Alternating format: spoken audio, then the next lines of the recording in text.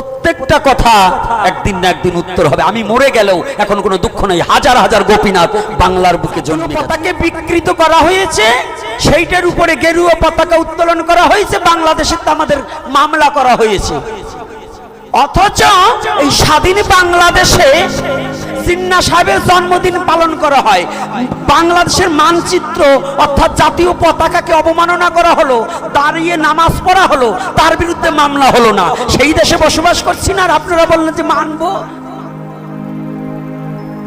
কি মানেনি আমরা বুঝি না।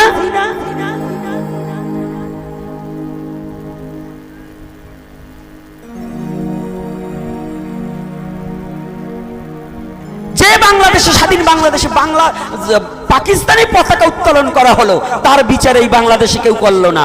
অথচ আমরা গেরুয়া পতাকা, যে বাংলাদেশের মানচিত্রকে, বাংলাদেশের জাতীয় পতাকাকে বিকৃত করেছে, তার বিচার হয় না। আমরা গেরুয়া পতাকা উত্তোলন করছি, আমাদের বিরুদ্ধে মামলা করেছে। তাহলে কোন জায়গা আছি আমরা বুঝি না। সনাতনী জাতির কি রক্ত আছে? রক্ত নেই, বিবেক নেই, বুদ্ধি নেই। যদি থাকতো প্রত্যেকটা সনাতনী রাজপথে নেমে যেত, প্রত্যেকটা সনাতনী নিজের দাবি আদায়ের লক্ষ্যে রাজপথে সকলে নেমে যাওয়া একান্ত উচিত ছিল।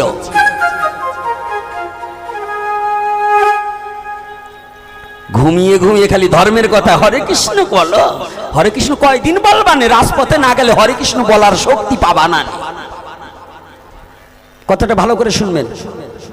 তাহলে আমরা কোন দেশে আছি?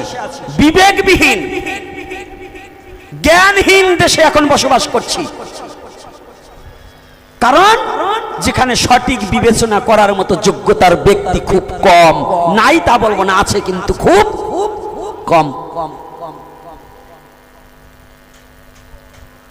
চিন্ময় প্রভুর নামে মামলা হয়েছে, অজ্ঞাত গং দিয়ে অনেক দিয়েছে, ওটার মধ্যে আমিও পড়তে পারি জানি না। কিন্তু না, যদি এই মামলা প্রত্যাহার না করা হয়, প্রতিটা সনাতনী প্রতিটা মোড়ে মোড়ে রাস্তায় রাস্তায় নেমে যেতে হবে। পারবে কি না? রক্ত আছে তো না? রক্ত সব বিক্রি করে দেওয়া হয়ে গেছে। সনাতনী কোনো কারো কাছে মাথা বিক্রি করবে না, সনাতনী কোনো দালাল হবে না। সনাতনী জাতির সাথে এবং এই দেশ মাতৃকার সাথে, এই বাংলার মাটির সাথে বেইমানি করবে না। এটা কিন্তু সনাতনীর সচেতন থাকতে হবে। আমরা আইনকে শ্রদ্ধা করব, বাংলার মাটিকে শ্রদ্ধা করব এবং বাংলাকে গর্বের সহিত বলবো আমি বাঙালির সন্তান। আমরা বেঈমানের সন্তান নয়, আমরা বাঙালি সৎ নির্ভীক জাতির সন্তান। যে বাঙালি কাউকে হত্যা করতে জানে না, যে বাঙালি কাউকে অন্যায় করতে জানে না, আমরা সেই বাঙালি, সেই সনাতনী জাতি।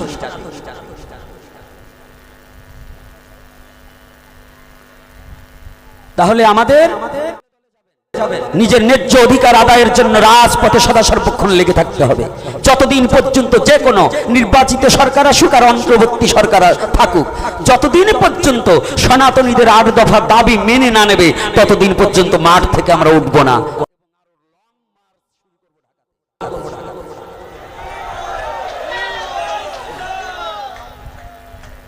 মনে থাকবে তো? নরনারী প্রত্যেকে ঝাঁপিয়ে পড়তে হবে, যতদিন পর্যন্ত সনাতনী জাতির এই ৮ দফা দাবি আদায় না হবে। এটাও জেনে রাখবেন। খালি হরি কথা বলবো না, নিজের অধিকার আদায়ের কথাও বলতে হবে। আর কতকাল মার খাবো? ৭১-এর পর থেকেই সনাতনী জাতিকে বহুতবার বহুত জেলায় এখনো বর্তমান চলছে, টুকে রাখতেছি। প্রত্যেকটা কথা একদিন না একদিন উত্তর হবে। আমি মরে গেলেও এখন কোনো দুঃখ নেই। হাজার হাজার গোপীনাথ বাংলার বুকে জন্মে গেছে, এরা উত্তর দিয়ে দেবে, এরা উত্তর দিয়ে দেবে, এরা ঘুমিয়ে থাকবে না। এটা এখন মরেও শান্তি পাবো যে বাঙালির ঘরে, এই সনাতনীর ঘরে এখন প্রতিবাদ হবে, আর বসে থাকবে না।